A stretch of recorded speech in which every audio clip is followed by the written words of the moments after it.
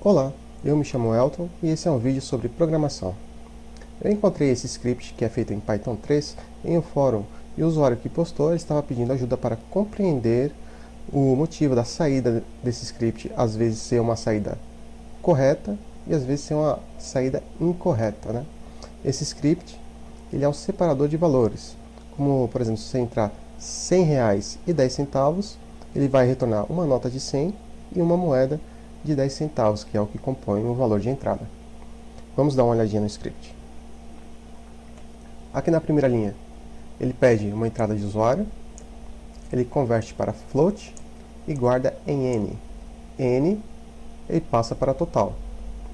E na sequência ele inicia várias variáveis que vai guardar a quantidade das notas e das moedas, uma variável para cada.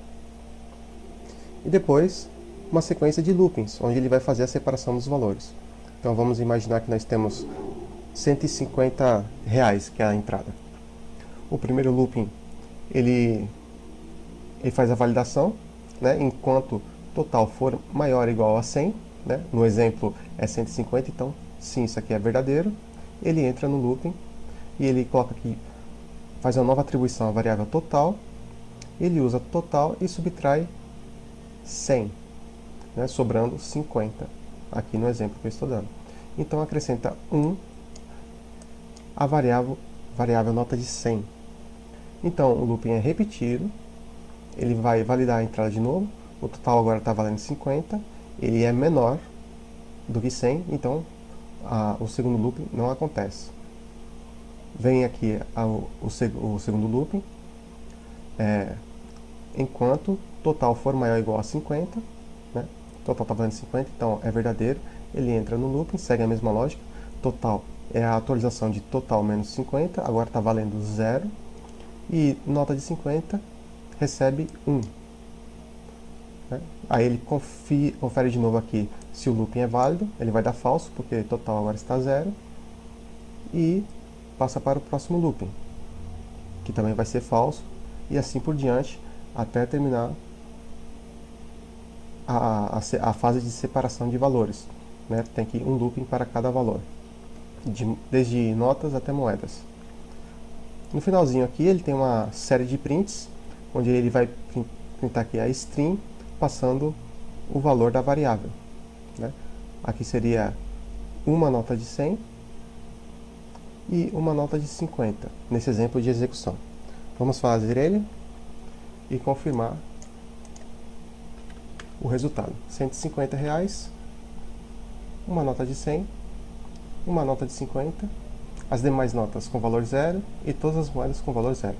Uma execução correta. Como eu havia comentado, esse script ele passa o resultado incorreto dependendo do valor. Né? E um dos valores que ele vai passar o valor incorreto é um dos que eu vou executar agora. R$ 10,02. Uma nota de 10 correto, só que apenas uma moeda de 1 centavo. O valor a saída do programa está incorreta. Né? E o tópico era justamente pedindo o esclarecimento do porquê disso. Né? Eu, quando eu peguei esse script, eu também fiquei na dúvida, tive que pesquisar um pouquinho. Né? Para explicar, primeiro eu vou simular o programa aqui no interativo, né? Então vou colocar t igual a R$ 10,02. No primeiro ciclo, né, ele vai, quando chegar no looping de 10, ele vai validar que é maior ou igual a 10, então vai fazer o cálculo de total menos 10. Legal. Aí ele passa todos os loopings até chegar ao looping de 1 centavo, né? Então ele vai validar porque realmente é maior do que os 2 centavos, é maior do que 1, então ele vai novamente fazer a conta de t menos 0,01. E aí, terminando o looping, ele vai validar novamente o looping, 1 centavo, era para entrar em looping confirmando que é maior ou igual, era para entrar em looping e retirar o valor da variável e ficar com 0, né?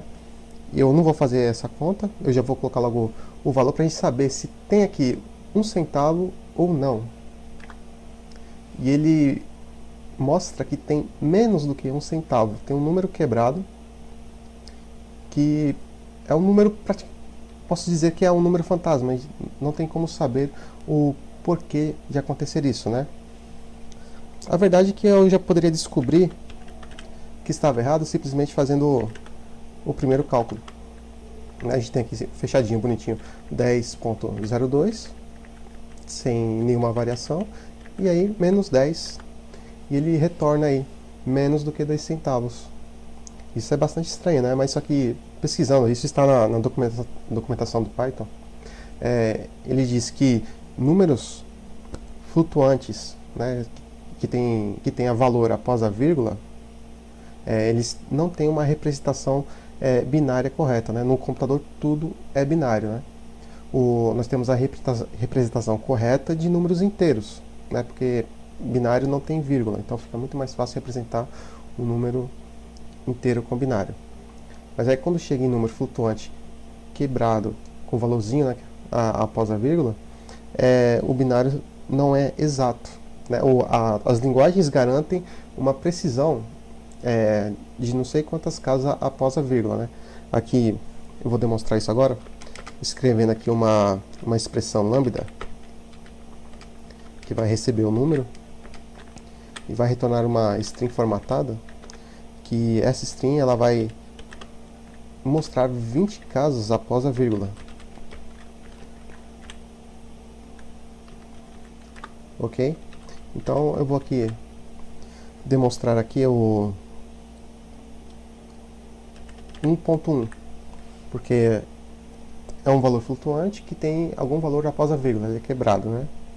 E a gente espera que seja fechadinho, bonitinho, 1.1, e não tenha nenhum valor após isso, nenhuma variação, mas a verdade é que tem uma variação. Você pode ver que no final ali, depois de mais do que 10 casas de precisão, né, eu coloquei para mostrar 20 casas após a vírgula, então aqui tem 1, 2, 3, 4 casas, então tem 16 casas aqui precisas, né, mas só que aí teve uma variação para cima. Isso porque o binário que vai chegar mais perto, o valor real do binário vai ter essa variação. E isso acontece com, se não todos, a maioria dos números que tem o seu valor quebrado. 2.2, ele também vai ter uma variaçãozinha para cima. E para exemplificar, né, o 3.3, ele tem uma variação para baixo. Né, ele não acompanha a lógica, né, de ser 3.3, uma sequência de zeros depois um valorzinho a mais. Ele jogou logo um valor para baixo.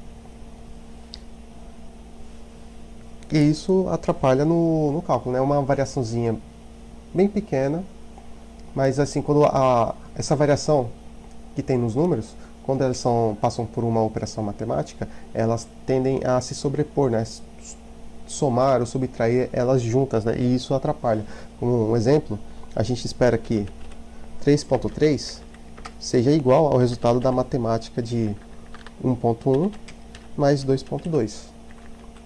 De cabeça isso é verdadeiro, mas só que ele retorna falso, porque o resultado matemático de 1.1 mais 2.2 ele dá um valor acima de 3.3, justamente por causa da variaçãozinha que está aqui no final. Como é soma, os dois aqui se somaram e ultrapassou esse daqui. Se tivesse dado a soma, tivesse dado exatamente isso, ele tinha validado como se fosse 3.3. E aí seria uma igualdade verdadeira. Não foi o caso. O jeito de contornar, o jeito mais simples de contornar que eu conheço, é usando a função de arredondamento. Né? A função de arredondamento ele pede um valor e ele pede o segundo valor, que o primeiro valor é o que será arredondado, e o segundo valor é o número de casas decimais que você quer que o número termine, né? Eu posso colocar 10, mas aqui já tem só 3 casas após a vírgula, 10 não vai fazer sentido algum. Eu vou colocar 2, então ele vai realmente arredondar, né? Tá aqui esse 9 aqui, o próximo, o zero está bem do lado, seria o zero que daria 1.24, e é para 1.24 que vai o arredondado, né? e esse 1.4 que é arredondado, ele já está no padrão do binário. Então eu posso fazer uma comparação. Ok? Como dando o exemplo do 3.3. Ele é igual o valor arredondado da operação matemática de 1.1 mais 2.2. Aí eu vou colocar duas casas aqui decimais para arredondar para depois da vírgula, né? Ele vai parar bem aqui, né? Aí duas casas decimais é o alvo, só que aqui como vai estar zero, ele vai omitir também. E aí ele fala que é verdadeiro, porque está no padrão ele jogou no padrão aquela operação matemática. E essa é a primeira solução que eu vou demonstrar para esse script, né? Onde tem operações matemáticas, usar a fórmula de arredondamento, né? A função. Então seria que colocar aqui a função de arredondamento, escolher duas casas decimais, e aqui o looping que separa 1 centavo estaria já correto, pronto para fazer o exemplo. Né? Eu recomendo aqui fazer em todas as operações matemáticas, né? Se não quiser fazer em todas, pelo menos nas que tem subtração de número quebrado, que tem valor após a vírgula, que isso vai garantir alguma precisão, né? Mas é melhor colocar em todas as operações, até mesmo de números inteiros aqui, né? Aqui o número é flutuante, mas eu digo que inteiro porque após a vírgula tem o valor zero, né? E se eu demonstrar aqui 20 casas após a vírgula do 10, ele demonstra que ele tem uma precisão aqui, né? Isso, até onde eu vi, essa precisão para, mesmo que o número seja flutuante, mas ele seja inteiro, sem valor quebrado após a vírgula, ele mantém a precisão, né? Mas só que acontece que a entrada que a gente vai dar aqui, ela pode ser uma entrada quebrada, é onde vai dar a variação, como foi o exemplo. A gente pode fazer de novo a entrada aqui.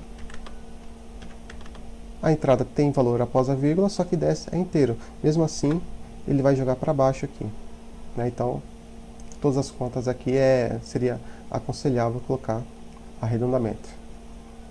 Eu vou colocar aqui o arredondamento no looping dos R$10 também, só para refazer o exemplo.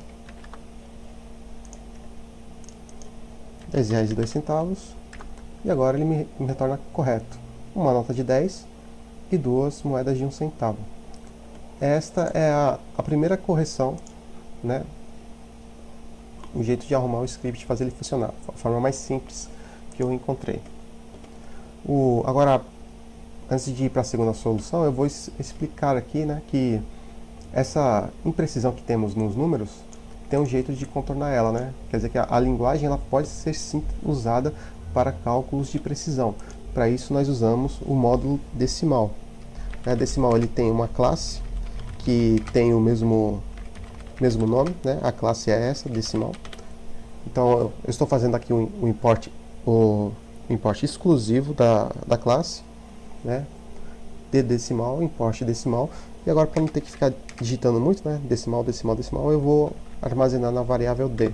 Isso simplifica o uso, né? Então, é uma classe, então você tem que criar o objeto assim, e eu vou refazer logo de cara aquela continha, né? É importante passar o número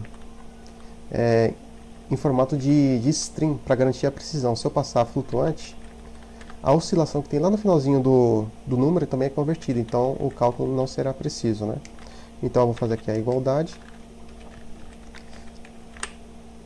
Decimal 3.3 é igual a decimal 1.1 mais decimal 2.2. Verdadeiro, porque decimal trabalha com precisão, né? Eu vou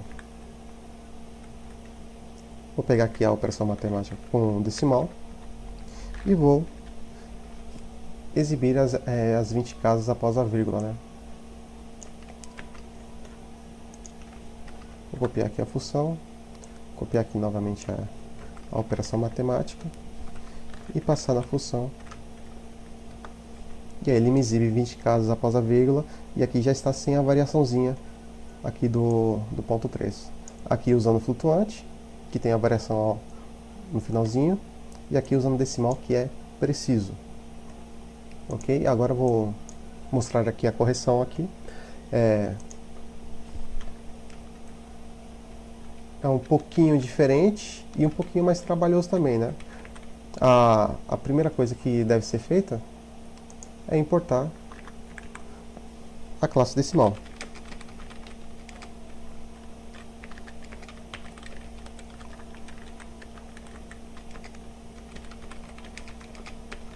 Ok?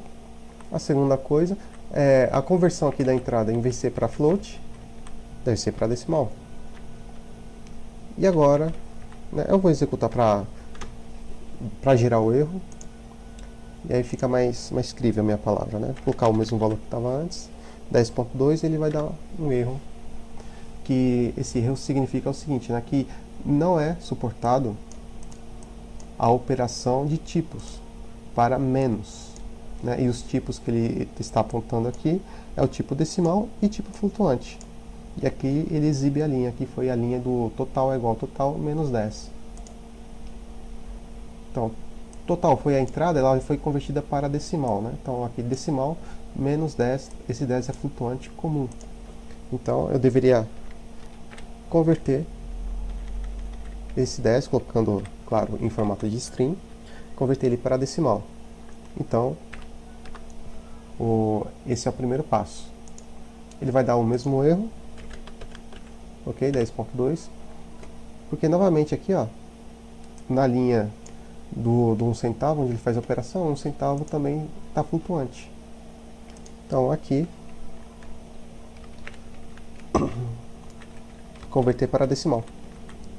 Então, se eu entrar o valor 10.2 agora, ele vai vai executar sem mensagem de erro. Mesmo assim, o resultado vai dar errado.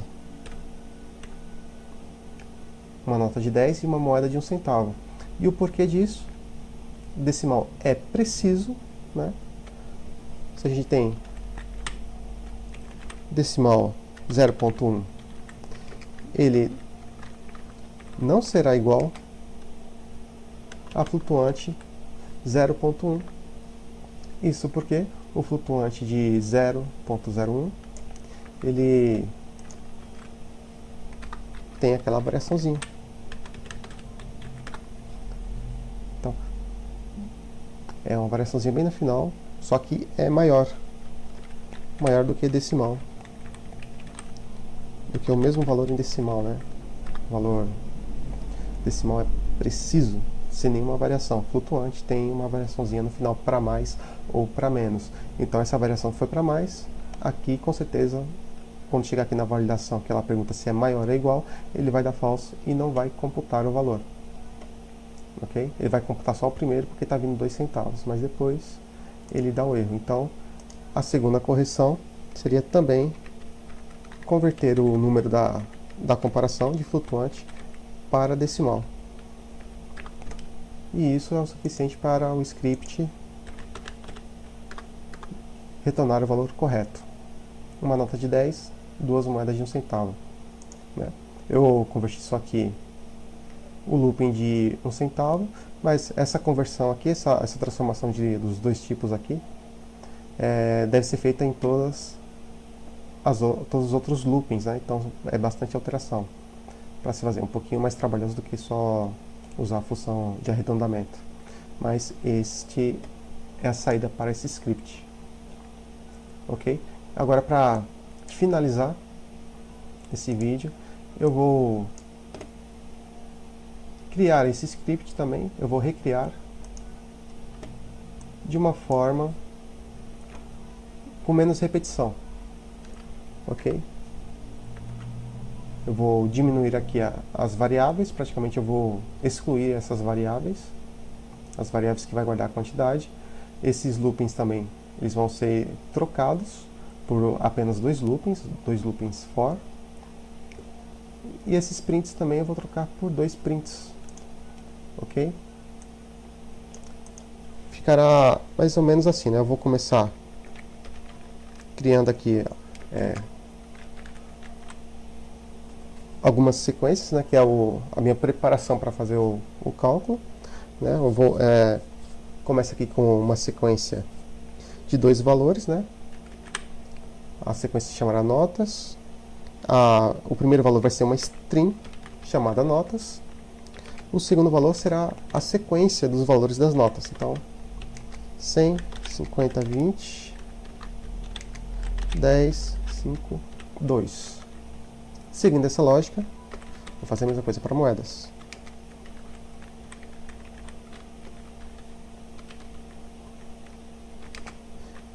Então, eu vou entrar aqui a sequência de valores.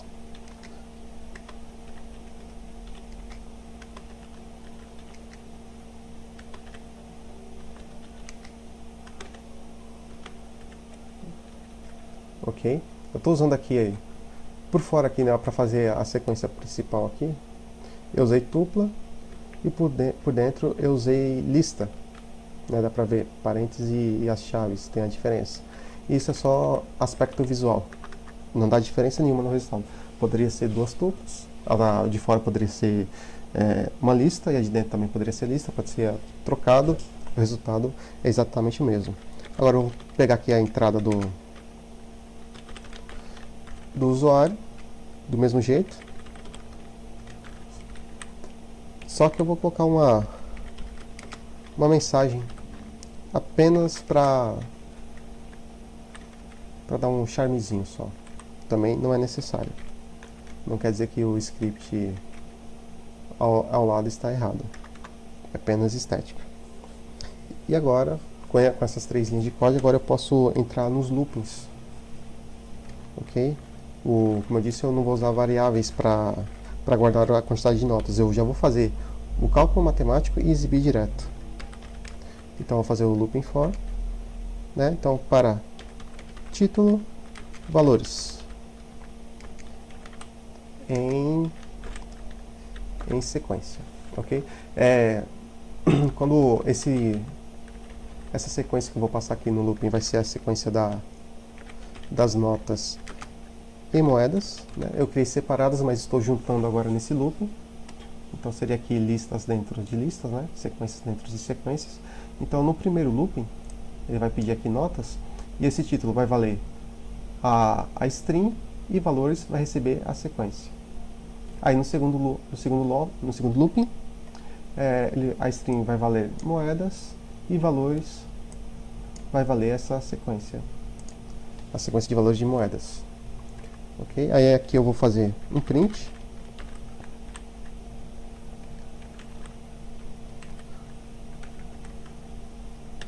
O print da string. Vou fazer aqui uma pequena alteração. Não vou fazer este mais barra N. Vou colocar a barra N direto aqui na string. Essa barra N também eu estou colocando por causa de estética, tá? Da mesma forma que essa barra N que eu coloquei dentro do input, também é estética. E agora eu vou fazer o looping. Este looping aqui, ele vai percorrer a sequência, e é agora que eu vou fazer a matemática, né? Eu vou colocar aqui, quantidade é igual. A minha matemática vai ser diferente, né? Aqui ele está fazendo a matemática com menos, eu vou fazer a matemática com divisão, né? Então seria total dividido por valor. Ok? Esta é a minha matemática, né? Se você dividir aqui o total por valor, você vai saber quantas vezes o valor está dentro aqui do total. Divisão simples, sem precisar fazer um looping e subtraindo, né? Aqui ele vai me retornar o valor quebrado. Esse valor quebrado eu vou transformar inteiro para excluir o valor após a vírgula. Ok? Eu poderia usar 2 barras, que ele também já me retorna o valor inteiro. Porém, em alguns tipos de valor, essa solução vai apresentar defeitos, problemas, né? Vamos colocar aqui, vamos dizer que no final tenha dado 3 centavos. Se a gente divide inteiro por 1 centavo, ok? Você espera que retorne 3, né? A divisão, o resultado seja 3, mas ele vai retornar 2, o resultado 2. Isso porque, né, aquela variação do número quebrado flutuante é para mais e para menos e vale para todas as operações matemáticas. Então, dá esse probleminha aí. Por isso mesmo eu estou dividindo aí 3 centavos usando uma única barra, né? Aí ele me retornou corretamente, né? Por incrível que pareça, ele me retornou o valor correto. Mas só que ele me retorna um pouquinho assim, né? Eu quero retirar, porque não é sempre não é em todas as operações que ele vai retornar 0 aqui. Então, por isso eu preciso transformar em inteiro, para garantir o valor, porque essa fórmula matemática vai se repetir para o valor de 10, 50, depois para o valor de R$1, o valor de 50 centavos, e pode acontecer algum acidente no caminho. Eu quero apenas evitar. Ok? Agora eu vou fazer a atualização da variável total. Eu vou atualizar também com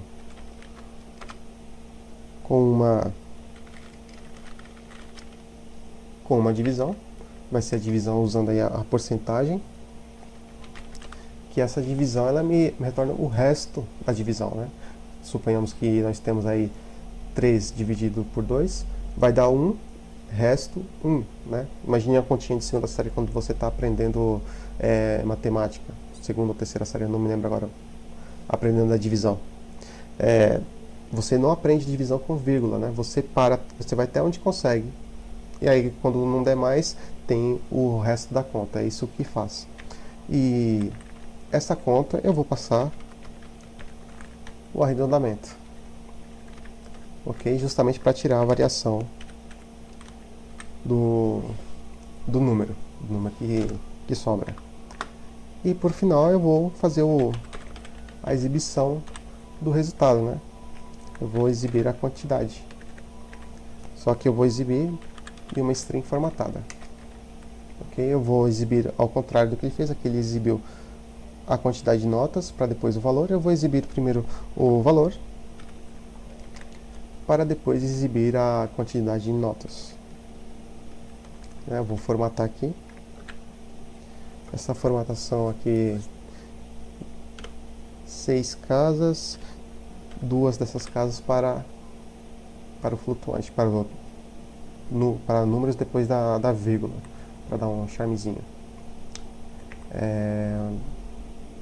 Eu também vou alinhar à direita.